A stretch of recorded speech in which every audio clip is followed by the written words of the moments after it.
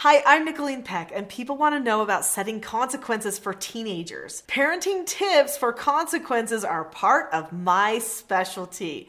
So we're going to talk in this video about what makes good consequences, what makes a bad consequence, how to use positive consequences and negative consequences for teenagers, and what to do about phones.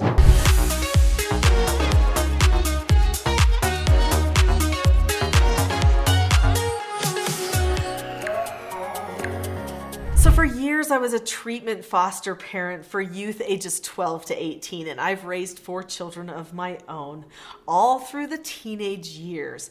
And there is something that I have learned, and that is there is definitely such a thing as a bad consequence. People do some pretty manipulative stuff, some pretty mean stuff, and the more digital our society gets, the worse it gets. So this is going to be a great video to discuss how to use positive consequences, negative consequences, what makes a good consequence, and what to do to not manipulate about phones. There are 3 factors that make a good consequence. Number 1, keep it simple and predictable. So consequences don't need to be elaborate or ultra creative to be effective. In fact, sometimes I think parents just do that for their own benefit. It doesn't help the child.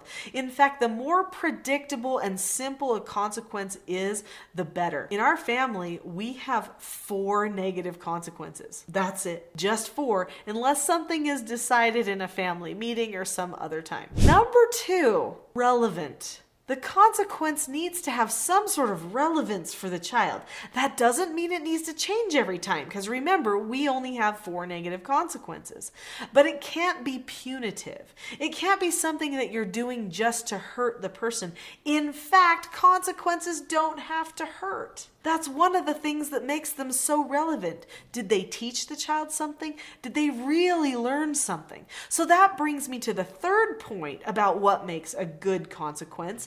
And that 3rd point is it should build character. A good consequence should be something that builds character and leads the child to improve in some way and to go into their own head and problem solve, because that problem solving is going to build future confidence for not having the same problem they just had.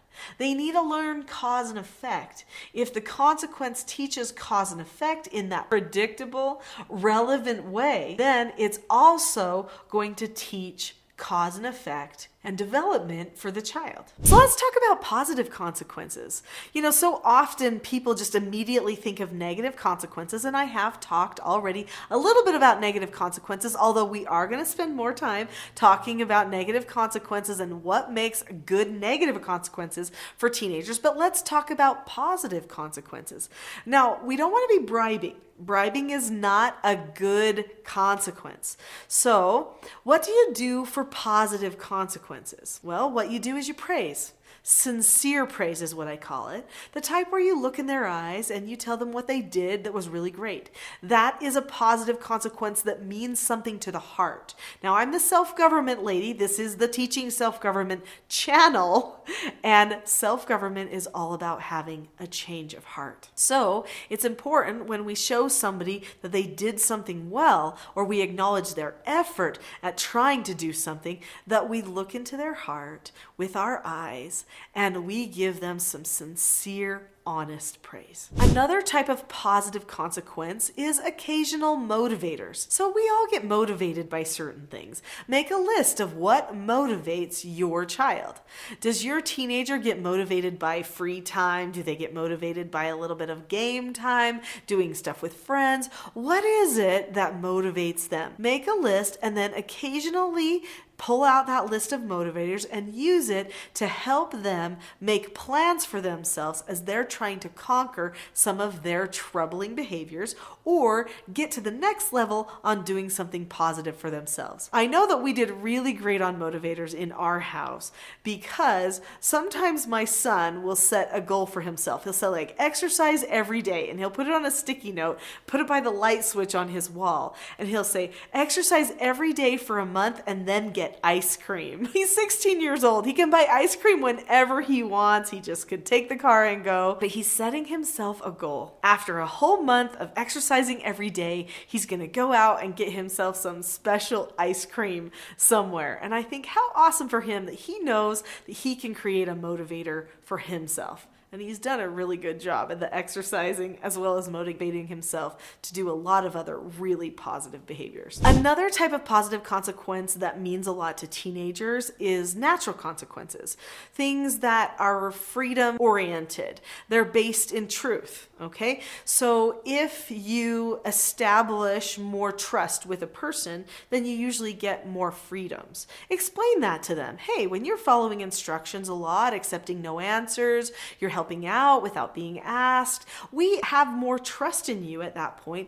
And just a byproduct of that, a natural positive consequence is going to be that you're going to end up getting more freedoms. When you want to go and do something with friends, probably we'll be more open to that unless we have a specific reason or reservation why you shouldn't. So explain to them about what the natural consequences are, as well as those synthetic ones that we already talked about. So now we're going to talk about negative consequences that are good for teenagers. But before I do that, I want you to know there is a lot more information about these consequences, as well as the skills needed to actually govern yourself in the Teaching Self-Government Parenting course.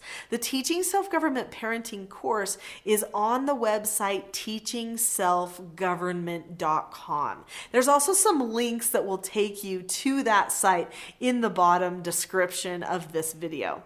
So find those if you're interested in self-government and what other skills you could be teaching your teenager. So let's talk about the negative consequences. In our family, like I said, we keep it simple. We have 4. The first negative consequence that we use is for almost everything. It is chores. Why do we use chores? Well, because work is the antidote for a sick character. Also, when a person does chores, then they can get done with their rehab experience or repentance or whatever you want to call it quickly. It doesn't follow them around the whole day like taking something away does. It also doesn't manipulate them because they have to choose to accept it.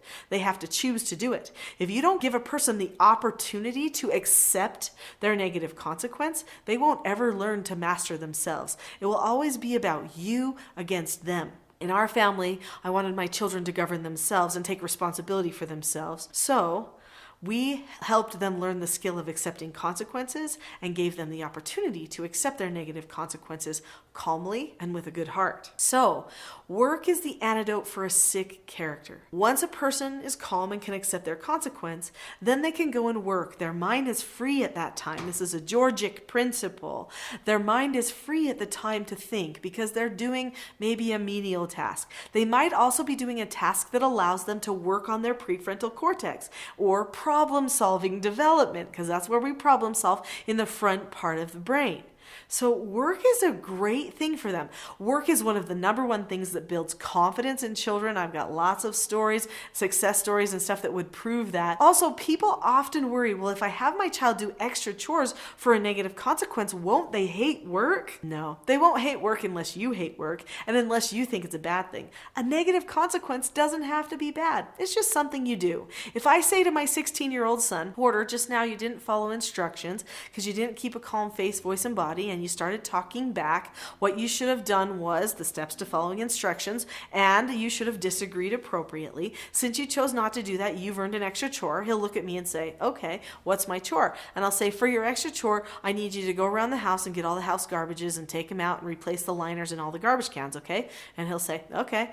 And he'll just go do it because like, what? That doesn't take very long. I'm 16 years old. That's not a big deal. Some chores are smaller. Some chores are bigger. You can choose, but just an extra chore. Super easy. You can remember it every time. You don't have to be ultra creative, and they don't have to have anxiety about what's coming because you're doing some sort of a teaching interaction. So what about those other 3 negative consequences? Well, we use 3 different negative consequences for when a person goes out of instructional control. That means they're not willing to follow any instruction from parents, and they're probably having a teenage tantrum of sorts. Maybe they're ignoring, maybe they're yelling, pouting, getting super depressed depressed, something like that, because they didn't get something their way, then we do something with them called the rule of three. I can't train you on that in this particular video. What I need to do is have you go to the Teaching Self-Government Parenting course to learn that. So if you go to teachingselfgovernment.com, then you can learn how to do the rule of three. But there are 3 different negative consequences that we use during that,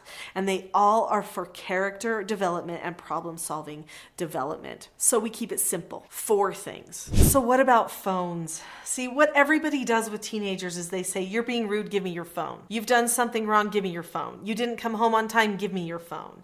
This is the thing that everybody's using because all the teenagers want a phone and the parents feel like that's the main power button. If I take away the phone, they will feel the pain. If we could be clear about something, a negative consequence is not necessarily about feeling pain. It's just about learning cause and effect. You could like doing problem-solving exercises, and that's okay, because it still teaches cause and effect. You still did something you weren't originally planning on. But do we need to take things away to try to hurt our children?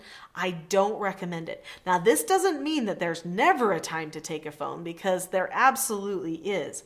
But my recommendation is don't take it for every little thing, because then you are just manipulating the child. Now, I want to talk about phones for a quick minute. Now, this is just bonus material. Some of you are already ready probably to move on to the next video, but if this interests you, this is for you. So before you give a child a phone, make sure they're ready for it, which means they can control themselves. They can self-govern. There's a video I'm going to suggest you watch after this video called What is Self-Government? So that you can learn what level your child needs to be at before they could actually get a phone. In my family, they have to be able to control themselves, which means there's 4 basic skills they have to have. They have to know how to communicate calmly and effectively, and they've got to be able to give themselves no answers and themselves instructions and follow through with their own selves as the director. If they can't do that, then that device can control them. So don't give it to them unless they're ready. That would be the first mistake.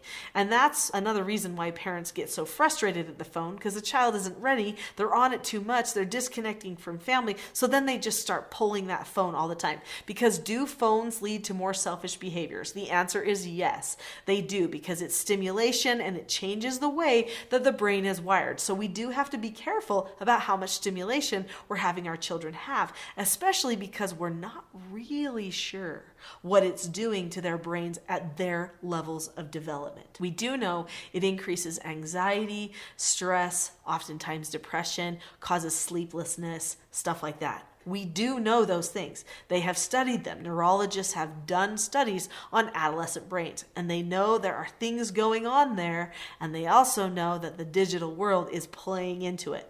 But exactly pinpointing it, they haven't given us definitive answers yet. Okay, so what do you do about the phone then?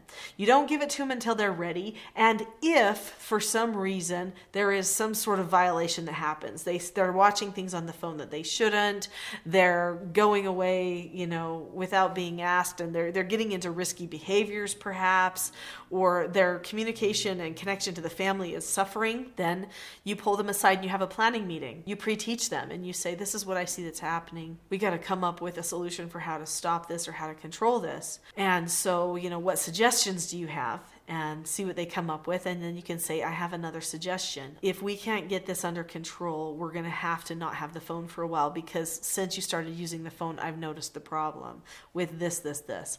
And so we're going to have a little test period to see how we do. And if it still continues to be a problem, then we'll have to remove the phone until you've got yourself really in a place where it's not going to control you, but you are going to control it. And then that's when you would take that phone away as a negative consequence. You would prepare them ahead of time. This is the most just. It's not manipulative. It's predictable. And it shows them that you actually really care about them, not that you're just trying to hurt them, which is what so many negative consequences end up giving the message of. So if you've liked this video, I know you're going to love the next one. It's called What is Self-Government? Go there, learn more about self-government. Go to some of the links below in the description if you want to find more resources for self-government and learn how to teach it in your home too.